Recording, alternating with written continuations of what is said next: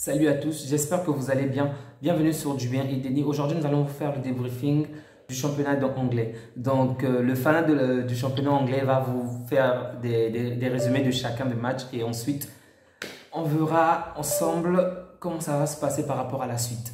Denis? Bonsoir tout le monde, j'espère que vous allez bien. Alors, aujourd'hui, je vais essayer de vous parler des quatre grands clubs d'Angleterre, à savoir Manchester City, Chelsea, Tottenham et ensuite Liverpool. Alors, je vais essayer de faire les choses dans l'ordre, en commençant par Liverpool, qui a été le match de 11 heures aujourd'hui chez nous. Alors, que dire de Liverpool aujourd'hui? Sincèrement, lorsqu'ils ont eu à perdre Sadio Mané, tout le monde se disait que oui, Sadio Mané pouvait partir et que Luis Diaz allait le remplacer, nanani, nanana, ok. C'est pas un problème, oui. Mais force est de constater aujourd'hui que la manière de jouer de Sadio Mané manque vraiment, mais alors grandement à cette équipe de Liverpool.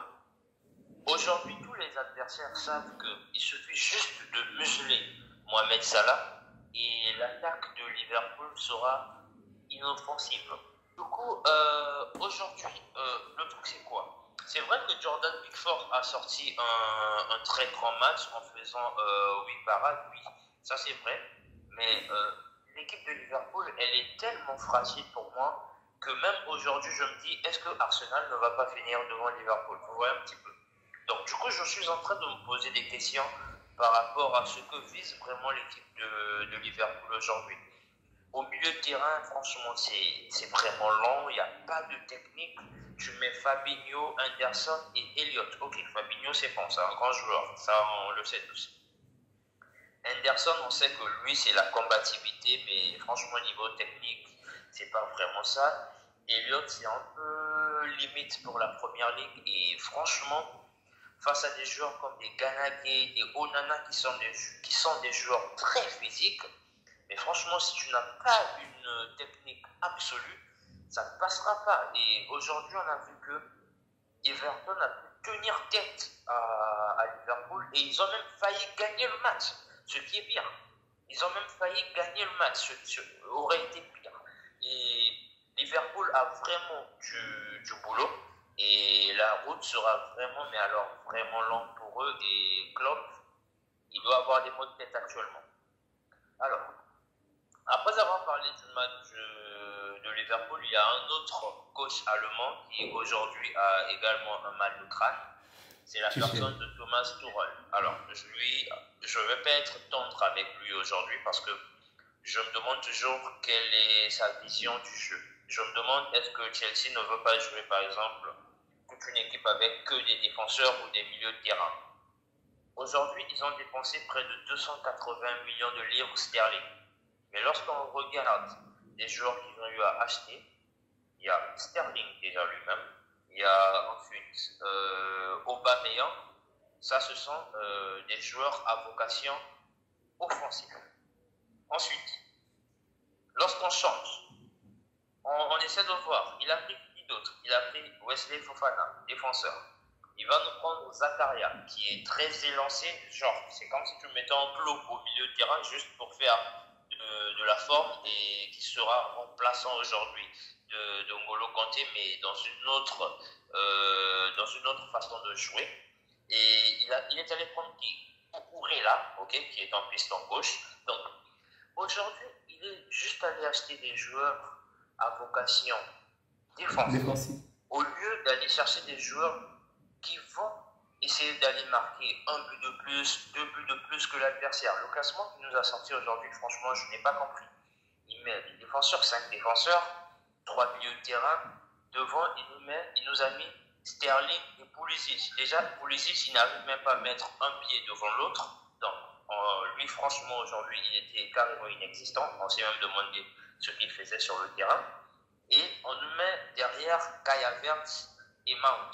Kai Havertz, il marque le second but. Il fait genre fermer la mec. C'est à toi de la fermer. Tu as joué, je sais pas moi, 5 matchs. Tu as été nul durant les 5 matchs. Tu viens au sixième match, tu claques un but, tu nous demandes de la fermer. Non, mais quand même, soyons sérieux. C'est à toi de la fermer et d'aller faire plus que ce que tu n'as fait aujourd'hui. Déjà aujourd'hui, il n'a joué que 30 minutes, il a claqué un but, oui, c'est bon. Félicitations à lui. Mais franchement, cette équipe de Chelsea là, et d'ailleurs, il y a un but de West Ham qui a été refusé dans les dernières minutes parce qu'il y avait faute, bien sûr, sur Mendy, je n'en disconviens pas. 92e minute. Mais oui, ils ont acheté des défenseurs, mais force est de constater qu'aujourd'hui, leur faiblesse, c'est encore et toujours la défense. C'est quand même paradoxal. Tu achètes des joueurs pour combler ta faiblesse, mais force est de constater que c'est toujours ta faiblesse. Au final, tu travailles ou pas? Den, tu peux pas être un peu plus clément avec, tu sais, Tourelle, dans la mesure où, déjà, le premier point, c'est qu'il a acheté beaucoup de défenseurs parce qu'il y a eu beaucoup de départs. Toi-même, tu connais Christensen, Rudiger et bien d'autres encore. Donc, ils ne s'attendaient pas. Du jour au lendemain, ils sont partis, ils n'ont pas renouvelé de contrat, ils n'ont pas prolongé. Et donc, je me dis que c'est peut-être déjà pour ça qu'il est obligé de s'acheter beaucoup de défenseurs. De deux, donc, étant donné qu'ils sont nombreux, ils ne se connaissent pas encore, donc il n'y a pas d'automatisme entre eux. C'est peut-être normal que pour l'instant, ils doivent d'abord davantage jouer entre eux pour qu'il y ait cette fusion-là, en fait, cette fusion entre eux par rapport aux défenseurs. Oui, je suis d'accord avec toi. Et si aujourd'hui, il y a des séances d'entraînement, c'est pour travailler également l'entente et la cohésion, tout ce qui va avec, tu vois, un tout petit peu. Mais lorsque tu vois l'équipe de Chelsea performer sur le terrain, la moindre attaque de l'équipe adverse, les mecs sont en panique. Même Tourelle lui-même, il a dit qu'actuellement, il est très facile de nous faire peur. Il suffit juste d'accélérer le jeu et toute mon arrière défensive, ils ont peur. Mais pourquoi est-ce que vous avez peur, les mecs? Pourquoi est-ce que vous avez peur? Ayez confiance en vous. Vous êtes des grands défenseurs. Bon, en tout cas, moi, cette année-là, je me dis que la façon dont Manchester United est en train de revenir aujourd'hui, bien que j'étais en train de me moquer au départ, je me dis pourquoi pas. Peut-être qu'ils seront aujourd'hui devant Liverpool et Chelsea. On verra. De toute façon, là, demain, s'ils gagnent, ils auront quoi? 12 points. Ils seront devant Chelsea et Liverpool, justement. Mais bon, on verra. Il n'y a que la 38e journée qui nous dira qui sera où et quelle sera la vérité de cette journée-là. Et il y a également une autre équipe qui me donne vraiment un mal de crâne, mais pas à l'entraîneur, mais à moi. Et c'est vraiment dégueulasse à avoir joué. C'est l'équipe de Tottenham.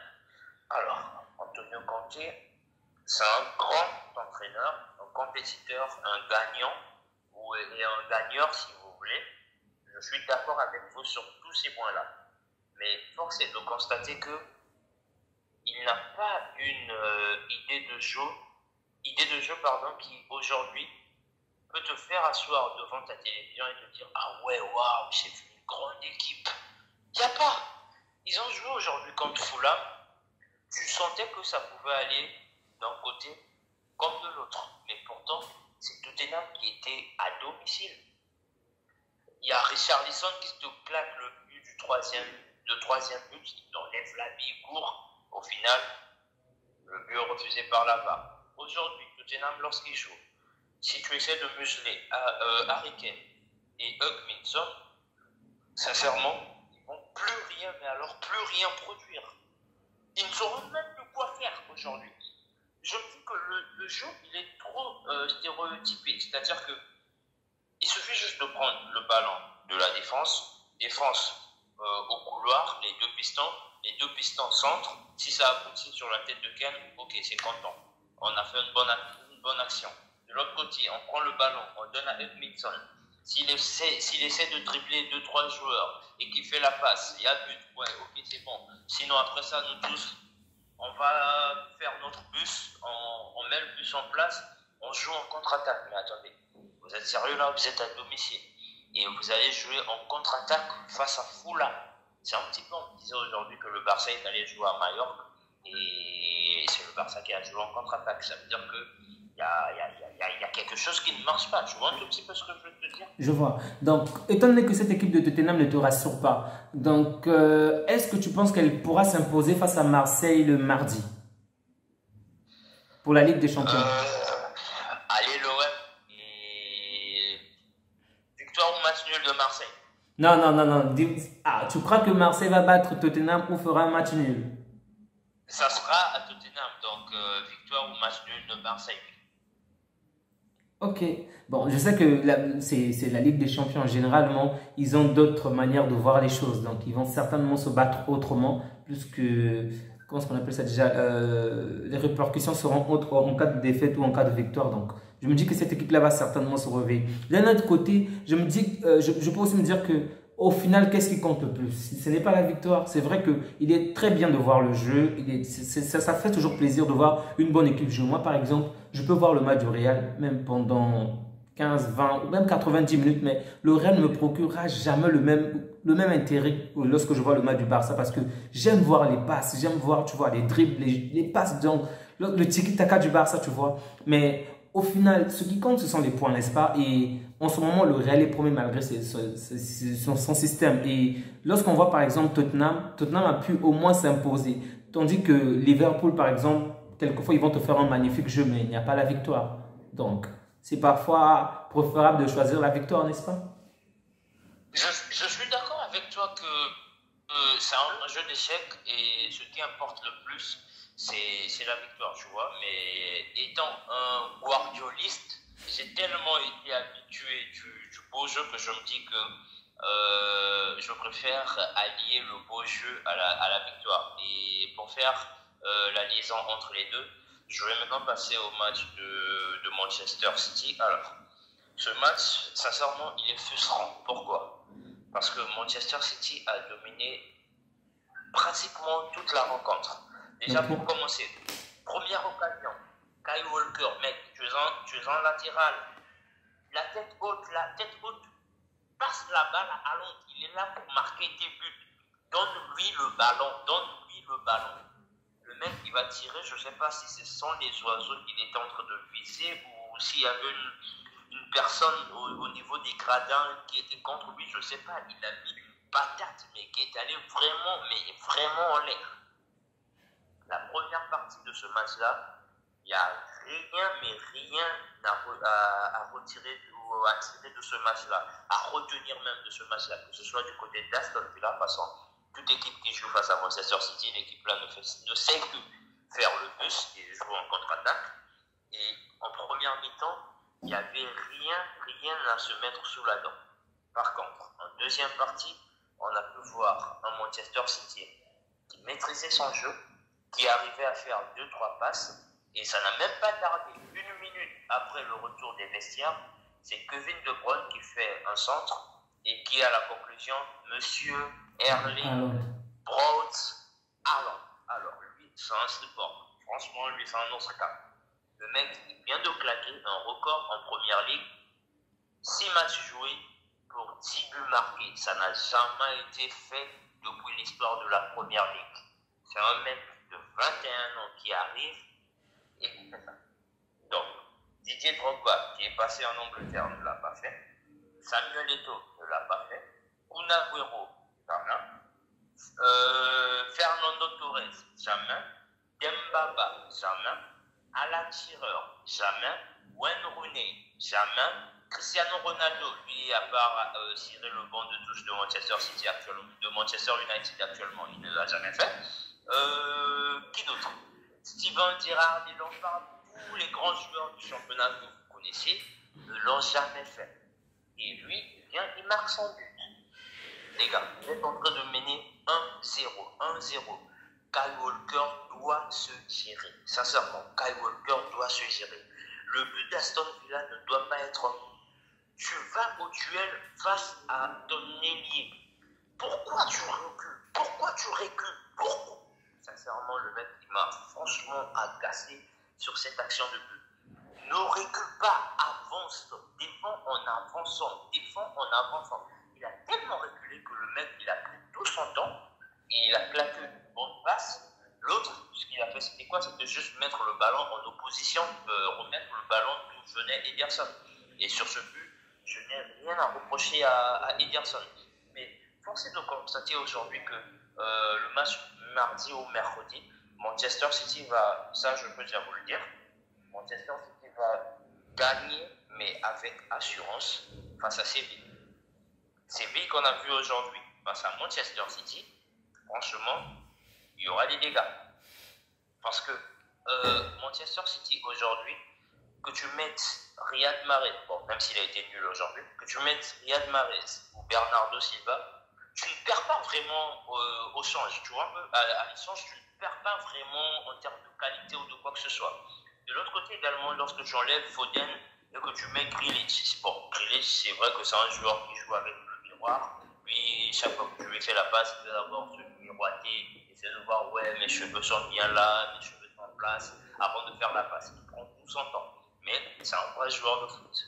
Et moi, je souhaite simplement que le prochain match, au niveau de Manchester City, qu'il puisse de nouveau associer Julian Alvarez à Erling Haaland.